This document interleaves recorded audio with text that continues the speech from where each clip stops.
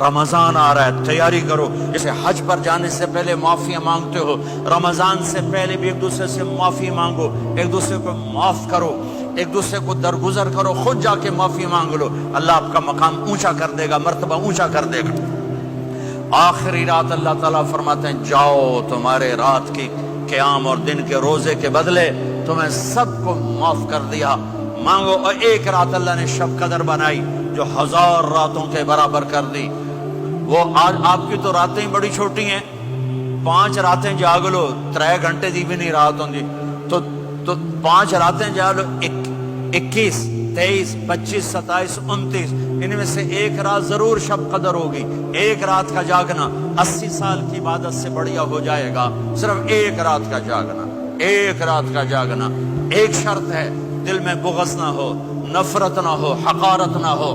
کسی مسلمان کو حقیر نہ جانو، بلکہ کسی انسان کو حقیر نہ جانو، تو آپ کی بندگی اللہ کی بارگاہ میں پہنچ کر آپ کے مقام کو اونچا کر دیں گی. تو عبادات میں ایک نماز ہے، پھر ایک روزہ ہے، پھر زکوٰۃ اور حج مالدار لوگوں کا فریضہ ہے، غریبوں کا نہیں ہے، متوسط طبقے کا نہیں ہے. تو عبادات کا جو نصاب ہے بڑا مختصر ہے. 5 نمازوں پہ کتنا وقت لگتا ہے؟ روزے سال کے بعد آتے ہیں، گنجائش ہے، بیمار ہو بعد میں رکھ لو، مریض ہو بعد میں رکھ لو. زکوٰۃ سارے سال میں کسی وقت دے دو، حج زندگی میں کب کسی وقت کر لو. یہ ایک چھوٹا سا نصاب ہے. دوسرا میرے نبی کی زندگی کا پہلو جسے میں ہائی لائٹ کرنا چاہتا ہوں، جو نمایاں ہے، جو روشن ہے، وہ میرے نبی کی زندگی ہے، وہ میرے نبی کے اخلاق ہیں، وہ میرے نبی کا درگزر ہے، میرے نبی کا پیغام محبت ہے. میرے نبی نے فرمایا اسلام کا سب سے مضبوط عمل کیا ہے؟ ایو اور الاسلام اوثق. صحابہ نے کہا الصلاۃ، نماز. آپ نے کہا نہیں. جہاد. آپ نے کہا نہیں. روزہ. آپ نے کہا نہیں. حج. آپ نے کہا نہیں.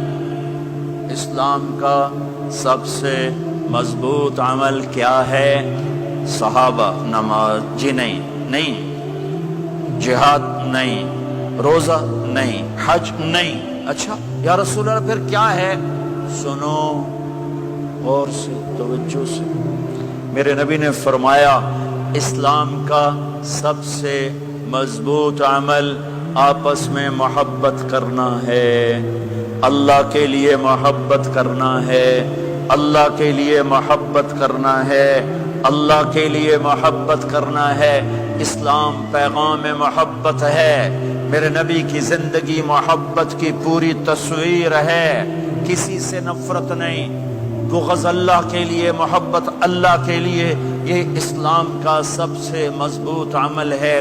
میرے بھائیوں، میری بہنوں، اب دور دراز جگہ میں ہو، اب آپ یہیں کے، جن کے پاس پاسپورٹ ہیں وہ یہیں کے شہری ہیں. یہ آپ کا دیس ہے، یہ آپ کا وطن ہے. اسے محبت سے بھرو. پاکستان کی نفرتیں یہاں نہ زندہ کرو، ہندوستان کی نفرتیں، بنگال کی نفرتیں یہاں مت زندہ کرو. آپس میں امت بن کے رہو، مذہب کے نام پہ مت لڑو. یورپ میں یہ آگ لگی ہوئی ہے. میں بہت عرصے کے بعد آیا ہوں، مجھے نہیں پتا کہ یہاں مذہبی نفرت ہے یا نہیں ہے، لیکن چونکہ یورپ میں بہت دفعہ جانا ہوتا ہے، ہر سال ہوتا ہے، وہاں یہ جھگڑے، نفرتیں، ہماری مسجد تمہاری مسجد، ان کے پیچھے نماز نہیں، ان کے پیچھے نماز نہیں، یہ تو مسلمان ہی نہیں، یہ تو گستاخ رسول ہیں، یہ وہابی ہیں، یہ کافر ہیں. دیکھو میں ہاتھ جوڑتا ہوں، امت بن کے رہو، امت بن کے رہو، مومن بن کے رہو، مسلم بن کے رہو، مومنہ بن کے رہو، مسلمہ بن کے رہو. اختلاف رائے کو برداشت کرو.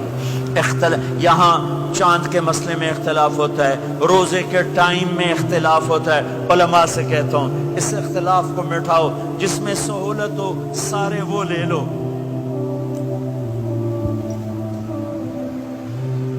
امت میں تفریق نہ پیدا کرو.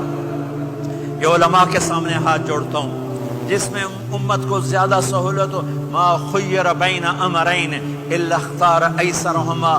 2 کام جب میرے نبی کے سامنے ہوتے تھے، جو مشکل ہوتا تھا چھوڑ دیتے تھے، جو آسان ہوتا تھا لے لیتے تھے. تو میرے بھائی بہنوں، یہ مذہب کی نفرت پاکستان میں، بنگلہ دیش میں اور انڈیا میں آگ لگی ہوئی ہے. امت بن کے رہو، امت بن کے رہو. اگر آپ اور میرا مسائل میں اختلاف ہے تو یہ ہماری محبت کو نہ ختم کرے، ہمارے تعلق کو نہ ختم کرے، ہماری نفرتیں نہ پیدا ہوں۔ اختلاف ہے، شروع سے تھا، آج بھی ہے، آئندہ بھی رہے گا، لیکن اللہ کے واسطے، اللہ کے واسطے، اللہ کے واسطے اس کو محبت میں بدلو، اس سے محبت میں بدلو، اس سے محبت میں بدلو۔ اختلاف رائے کو برداشت کرو، مذہب کے نام کی نفرت کو ہوا نہ دو، ہوا نہ دو، اس کو ٹھنڈا کرو، اس پر پانی ڈالو، اسے بھڑکاؤ نہیں، اس پر پانی ڈالو۔